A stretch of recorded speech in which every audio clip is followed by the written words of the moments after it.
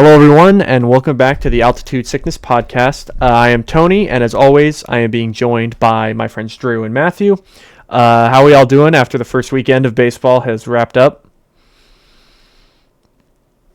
It could be worse, but only marginally. Yeah. Oh! Sorry. Oh, there we go. Okay, currently the Rockies are playing the Blue Jays right now. Just the way our scheduling works, this is about so half the time that we're going to be recording, there will probably be a game will be going on. So, and that's just how the nature of scheduling is going to work out. But yeah. So first weekend of baseball is finished finally. And we'll get more into the series further on, but I suppose it could have been worse. We could have gotten blown out every game, and it could have just been a total gut punch. It's not fun to lose, but it could have been worse. And so, but yeah, other than just those general notes, we can get into a few things here. Probably.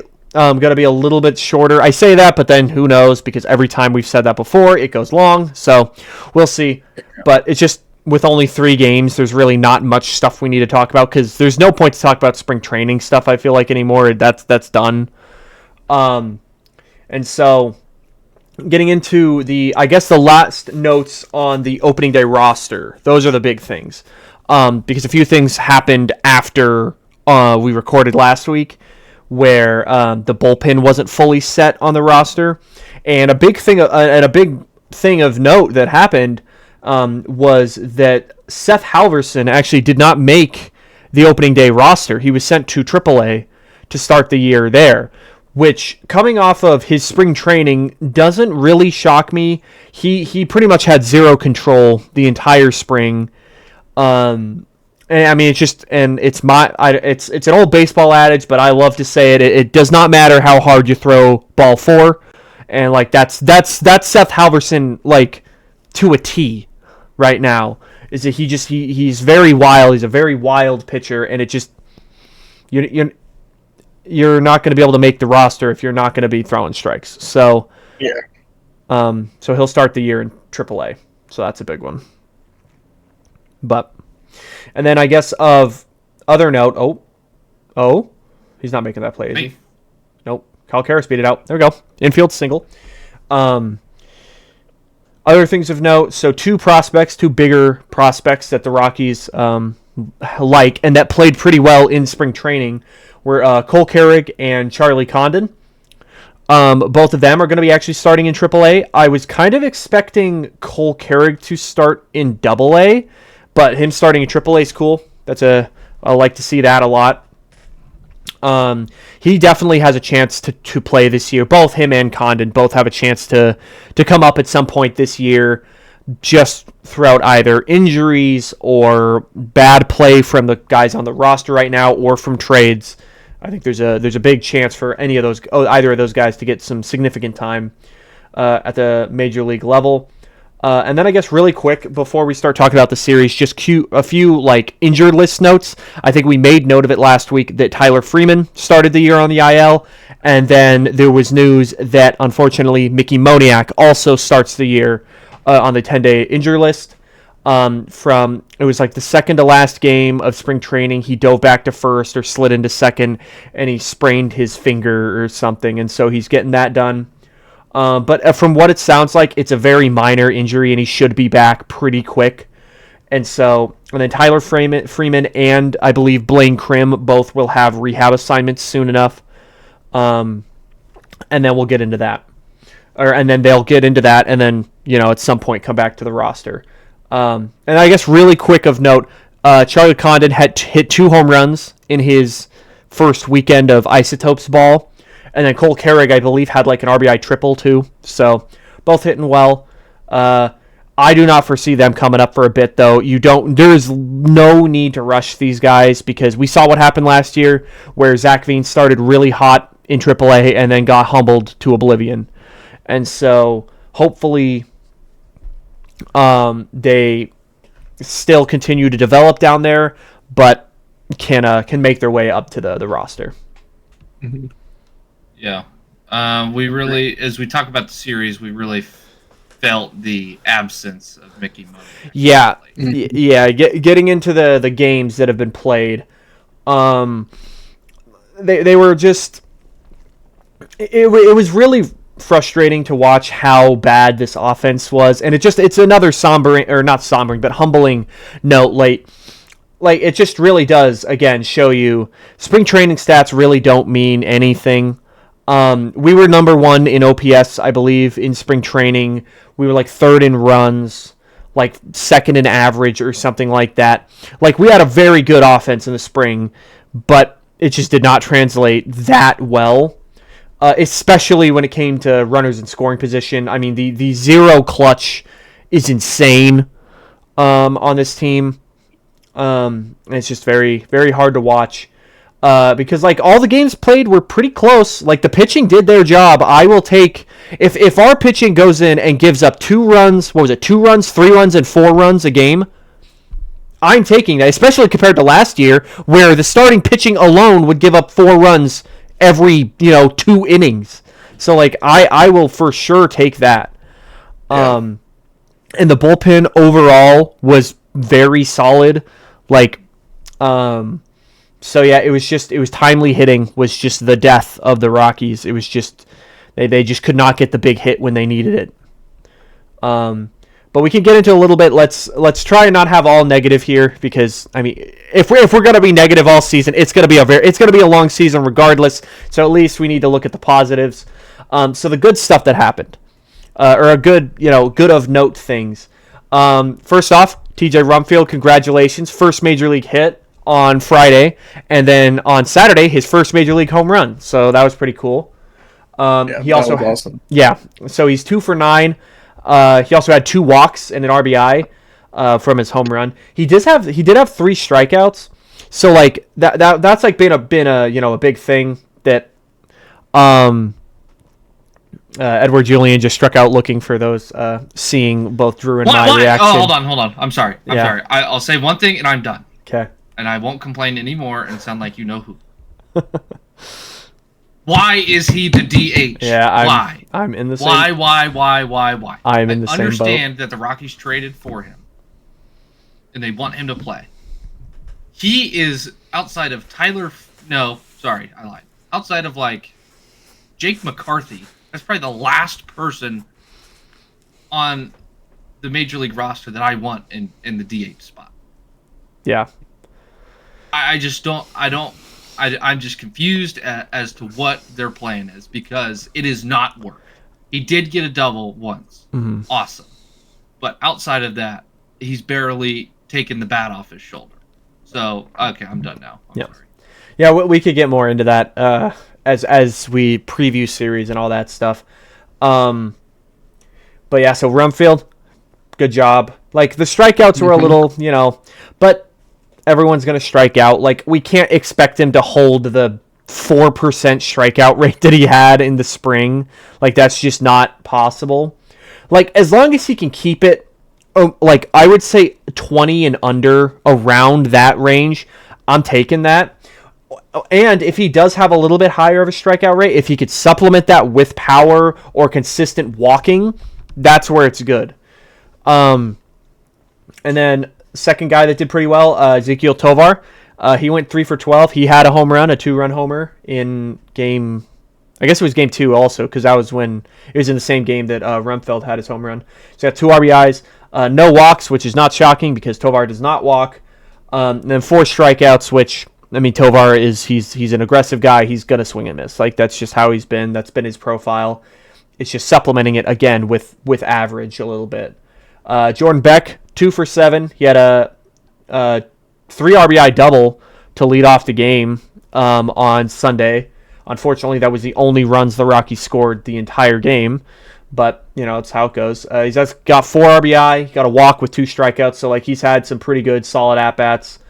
Kyle Karros going 3 for 10 with a double and 2 stolen bases, which is pretty good. And then, 2 strikeouts, but that's okay. And then this is where it gets really funny. So I guess I'll touch on Herget first. Herget did his thing. 2 innings, only 2 hits, no runs, no walks, and 3 strikeouts. He did his thing. He's still rolling. This guy, it's pretty funny. Antonio Senzatella pitched 2 2/3 innings out of the bullpen, only allowing 1 hit, one walk, and striking out 3. And his fastball got up to 98. I have not seen Senzatella hit 98 since like 2021. So, like, that's kind of insane. I don't know what, like, Alon Leishman is working with right now, but, like, you know, if he can find a good role as that long relief guy, and he can do that, I am fine with that. Like, I am totally fine with him being in that position. I know he wants to be in the rotation, because, you know, that's why they signed him, was to be in the rotation. But, like, if he works better as a 2 to 3 inning guy, then, like, I'm fine with, like let him do that. I am kind of shocked that Dolander did not get in any of the games, but also, I mean, I guess he could have got in on maybe Sunday, but, you know. Senzatella did his job exactly how the Rockies are going to use him. Yeah. We had a lot of bullpen pitching Friday and Saturday, because we'll get into that. And Sunday, when the bullpen needs a rest, he came in there. I think he came in there in the 4th inning. Senzatella. He pretty much. I think he pretty much stretched him to the 7th inning, or he finished. Yeah, something like that. I don't remember exactly, but it was probably two. That's probably 2 relievers that he saved that day. And so it's early, and you don't want to burn him out already in the first weekend of regular season play. So he did his job perfect, and I eat my words. Yeah. Like, I mean, that's the thing, is, like, yes, we can have our, you know, ups and downs with these guys, but at the end of the day, like, you know, if they, like you said, like, if they make me eat my words and, you know, put a foot in my mouth to shut me up, I'm fine with that, because that means that they're doing well, which is just something that doesn't happen with this team, it feels like. So, you know, I'm fine with that. So, and then, yeah, like we said, Herget did pretty well. I guess a little notes, too. I don't have the stats up, but Juan Mejia was very good. He was solid. Bernardino did pretty well. Jaden Hill allowed a run, but, like, he pitched 2 innings. Like, 2 innings with 1 run. I'm going to take. It's not his fault our offense only scored two runs and just couldn't do anything. It was poor timing. Yeah. So, like, I'm not really mad with Jaden Hill's performance either. So, getting into the bad. So, we already mentioned this a little bit. We were in the series, we were 3 for 20 with runners in scoring position, which is just that. And one of those hits, by the way, the runner was thrown out at home base. Who am I? Home plate. At home plate, yeah. So, which, again, in all fairness, that was a perfect throw by whoever the right fielder is for the Marlins, because Jake McCarthy was running too. Like, he's the fastest guy. Like, it took a perfect throw, and it was a perfect throw. But so, essentially, you could say it was 2 for 19 if you want to take that one out. They were 2 for 19 with runners in scoring position, hypothetically. Like, you're not going to win games if that's how bad you are. I mean, it was a tale of as old as time. Runners on first and second with no one out. We don't even move them. They don't even advance. Because it was pop-up, strikeout or something like that. It's just, I'm pretty sure with the heart of the lineup coming up too. Which, again, just makes us suffer, because it's like we need... This lineup is so clearly lacking Mickey Moniak right now. Like, there really is something else. There really is no true heart of the lineup. Because Willie Castro is a solid enough MLB hitter. He should not be the 3-hole hitter on any team, really. Because that's not who he is. So it also makes me kind of question his placement of the 3-hole, but I'm pretty sure that's honestly just we're getting everyone else used to where they're going to be in the lineup typically, and then Moniak's just going to slide in that 3-hole. Essentially, is what I foresee, and then Castro can fill in for Julian, like down at the bottom of the lineup or something like that, which I'm totally fine with. Oh, pitcher violation, walk, awesome. But I guess everyone besides, I think, McCarthy and Doyle, everyone who we needed to see get hits is getting on base. Yeah. And as we're about to talk about, I'll kind of skip down the list. I'll talk about McCarthy. Yeah. Yes, McCarthy is 1 for 11 with four Ks, but he has now 3 stolen bases, counting this game. Mm-hmm. So he doesn't get on base a lot, but when he gets on base, he's getting to second. See, that's he's basically when he walks, it's essentially a double. That's the big key. They're stealing him every time. That's the big key that I think is of note. Yeah, is that when he does get on, like, he has to be aggressive. He has to be moving. And so I think my biggest problem with where he is I just don't like right now his position in the lineup. I don't like him lead off. I understand you want that fast guy at leadoff, but like you need a guy that can get on base. Like it doesn't matter if he doesn't. It doesn't matter how fast he is if he's just never on base. So I wouldn't mind him as a 9-hole. You put him at the 9-hole, and then if he does get on, that gives your leadoff and leading up to him a chance with a guy at second. Then, and for leadoff, I really don't care right now. Honestly, you could argue maybe Jordan Beck should be in the leadoff spot. I think he can be solid there. You don't necessarily want someone that's like super aggressive. So Tovar and Goodman probably shouldn't be there. If Doyle could be more consistent, then he would be in there. And like I also have him here. He's currently 0 for 11 with 2 strikeouts, a walk, and a stolen base.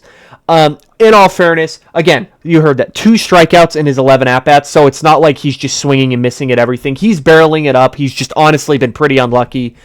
He's currently he has a day off right now, and that's probably just to get him off his feet and, maybe have him clear his head. He may come in as a defensive substitution at some point tonight too. But like I'm not really that worried about Doyle yet. Like I think the hits will come. Like that, it's just gonna happen. He's just been a little bit unlucky. So, and then this one, yeah, again, like it's one inning. That's how it goes. Victor Vodnik pitched. He got 1 out in the 8th inning, and then went back out to close the game on Sunday in the 9th.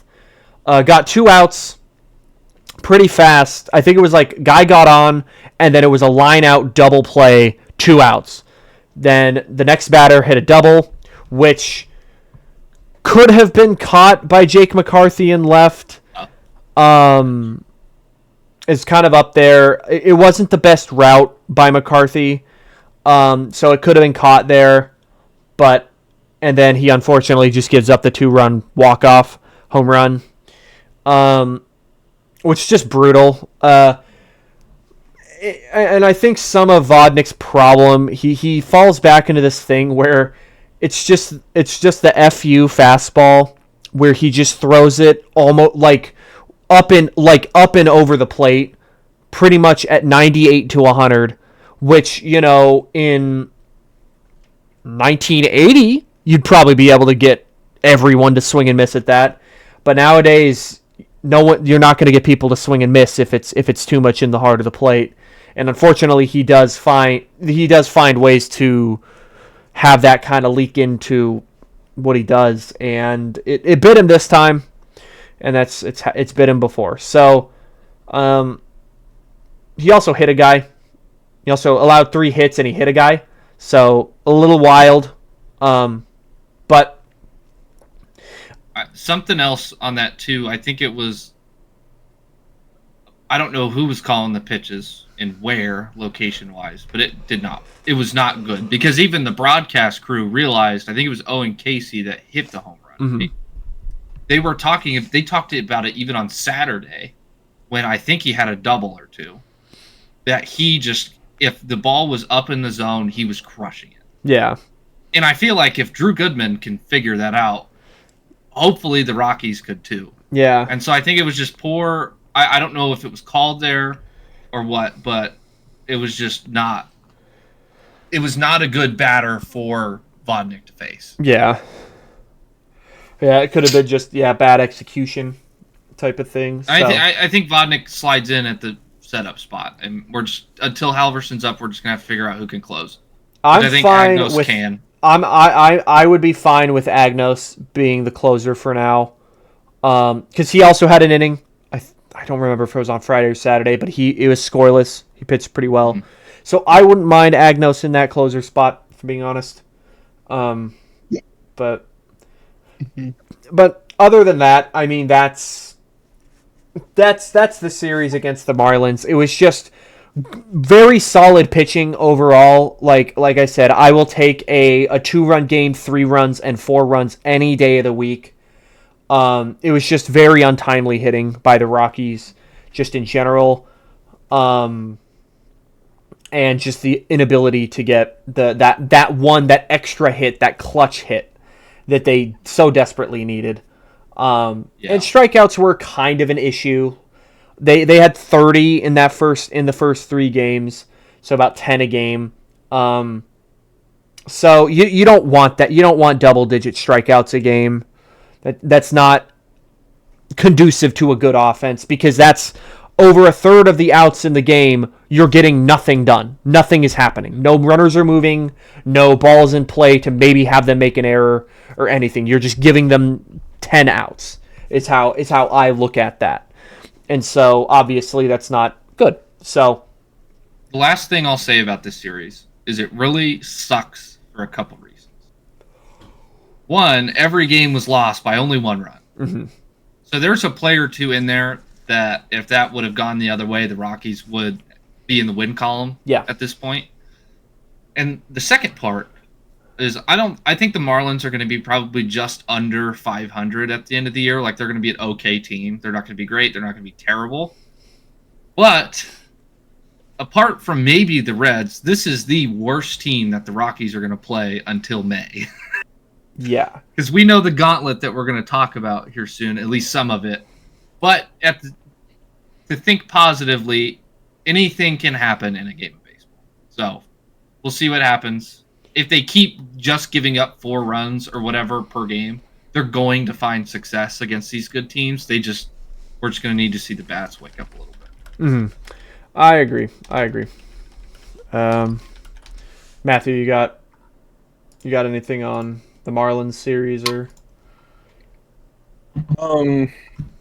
Not a ton that hasn't already been said.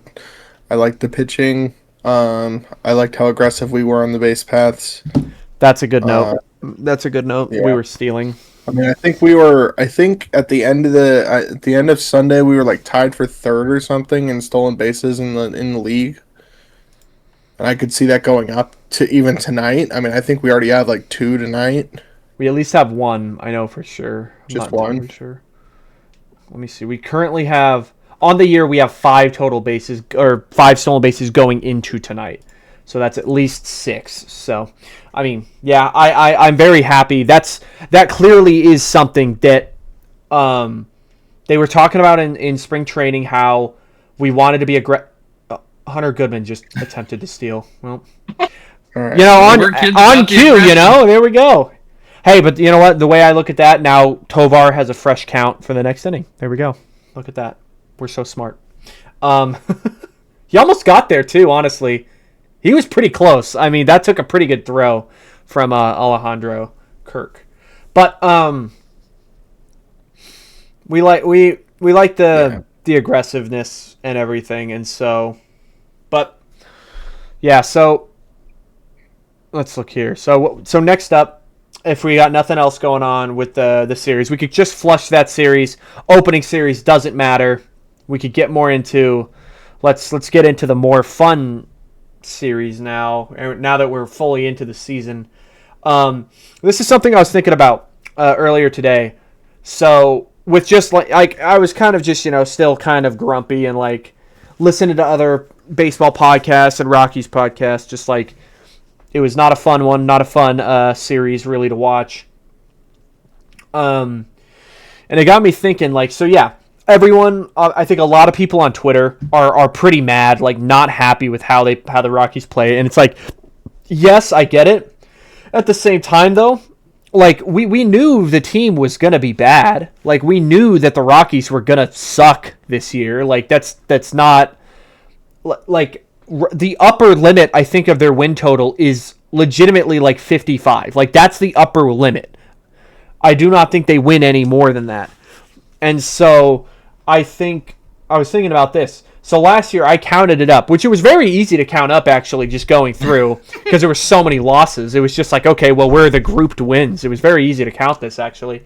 But I was looking and seeing series wins. So like, you win 2 of 3 or 3 of 4. The Rockies won 8 in 2025. And so obviously they were historically bad. I currently have right here on our thing like over under being 8 series wins. I'm gonna push it a little bit further because hypothetically this team should be at least a tiny bit better. I'm gonna put it at 10.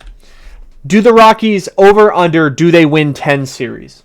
That would be 2 more series wins than last year. Which, if you think about it like that, they win 1 more game of a 3-game set that they won 1 game of.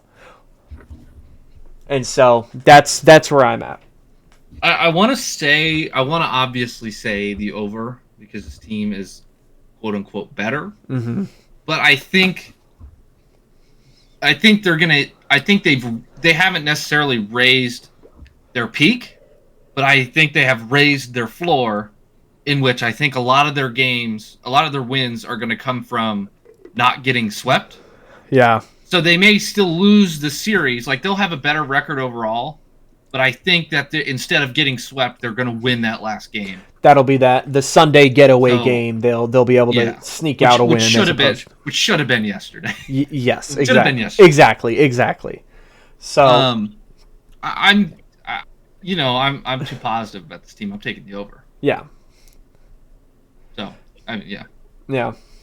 Do you agree, Matthew? Yeah. Or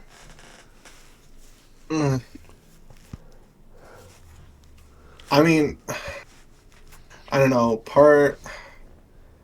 I always like to be safe, so I would just go under, but I believe in my boys, so yeah, I'm going over. Fair. That's fair. I'll say over. I think that they can scratch out because I suppose actually, well, if it's over 10, that means it's 11. That means they win 3 more of those series. I think it's going to be 11. Yeah. I don't think that's it's the going to thing be more is that than they would win like 11, and I think they can do that. I think they can pull out maybe a few more of those wins. They need to. Well, first of all, too, they need to make sure that they for sure win the series against inferior. I mean, I can't even say inferior opponents because we are the inferior opponent to everyone, but I'm talking just worse opponents in general. So that is the White Sox. That is the Nationals. That would have been the Marlins maybe. The Cardinals are not that great right now. The Angels. And so like those teams are the ones that they need to take advantage of. Last year we did win against the Nationals, but we did lose against the White Sox. So it's like you gotta take advantage where you can with some of those teams. But yeah, that was just a little thought experiment I was thinking about earlier today. I was like, maybe. I think this is gonna be a bad challenge. Yep. All right. Sorry. Yeah, I'm sorry. I'm sorry to keep referencing the game. It's just it's on, and like I cannot help it. We're not used to this. This first episode with the game. Yeah. So I love it. I will say, I don't know if it was last year close, or the year prior, but the Rockies were actually better against teams above 500 than teams below 500. Yeah. I don't remember if that was last year. It was. I believe it was 2024 because last year we were just terrible against everybody. It seems to be a common theme. We played down. I guess what I mean by raising the floor is at least being able to get a few more wins against those sub 500 teams. Yeah, we do, especially a few years ago, and just last year was it was everyone, but we do at times play down to our opponent, which obviously is not a good way to win. So, but hopefully again that we can find a way to win a few more of those games and scratch out some more of those wins. That is the goal. So, there we go. All right, next up. Oh, here we go. A home run draft update. So really, not much to update. So the thing is with this is we're just going to update this every week, and I will post it on the first Monday of every month. I will post it re-upped on the Instagram to show like what the full update is. Just this week I don't think it's worth it because the score is not that much. Matthew, do you want to? Because you've got it like all this stuff. I mean, you don't even need to look at the thing right now. The score is 1-1, 1-1-0. Matthew and Anthony are tied. Drew has 0 so far. Yeah. Ezekiel Tovar hit a home run for Matthew, and TJ Rumfield hit a home run for Tony. Yep. Both on Saturday. If AAA home runs counted, you guys would be losing. That's all I have to say. It's fair. I have my dark horse late season push. Yeah. See, that's the thing is that you may start slower, but you'll have a chance to end with a higher splash.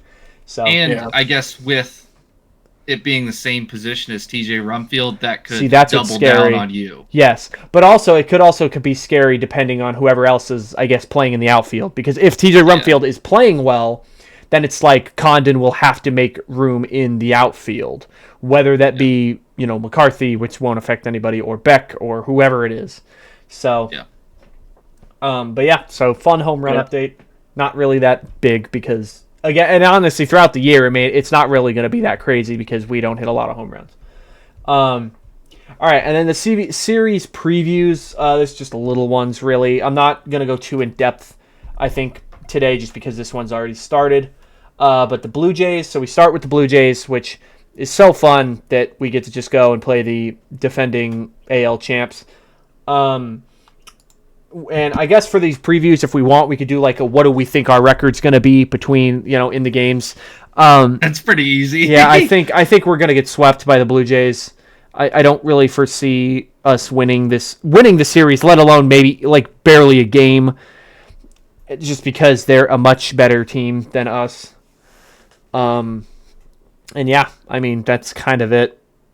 It's pretty cut and dry. Yeah, I think they might be able to squeak one out against the Phillies because it's their home opener. Yeah. So we might get a little bit of Coors magic. Philly also is not really looking great. Philly is pretty. I think they're 1-2, depending on what they play. If they play today, they're down 9-2 right now in the 7th. So who are they playing? Washington. Interesting. So they're in a rough space. We could. Oh, Sagano's getting pulled. Awesome. Another starter does not make it through 5 innings. That is 4 games in a row. Okay. Hold on. This is something I didn't bring up earlier. So sorry. We're gonna circle back. Yeah. Bad. The last thing I'll say about the bad now. Last thing, I promise. Starting pitcher efficiency has been abysmal. Yeah.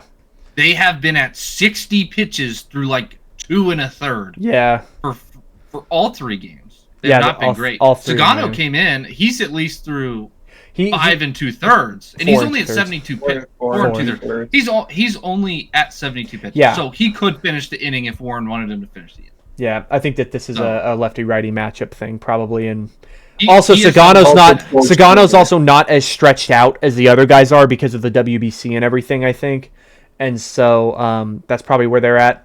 So it's annoying, but. Yeah, plus it's George Springer with the guy at scoring position. George Springer again.